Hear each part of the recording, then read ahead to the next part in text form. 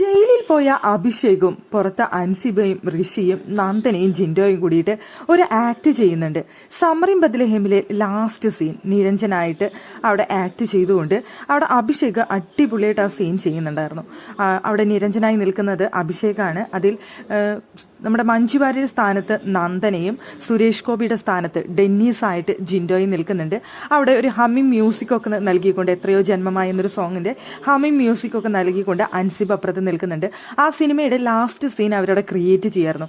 Correct സീനായിരുന്നു. ആ ജയിലിലത്തെ ആ ഇരുമ്പഴികളും അതിനിടയിൽ കൂടെ സങ്കടപ്പെട്ട് അവിടെ ആമീരെടുത്ത് സംസാരിക്കുന്ന നിരഞ്ജൻ അടിപൊളിയായിട്ട് ആ നിരഞ്ജന്റെ ഡയലോഗൊക്കെ പറയുന്നുണ്ട്. നന്ദന അവിടെ ഇങ്ങനെ കരഞ്ഞുകൊണ്ട് നിരഞ്ജൻ പറ്റില്ല എന്നൊക്കെ പറയുന്നത്.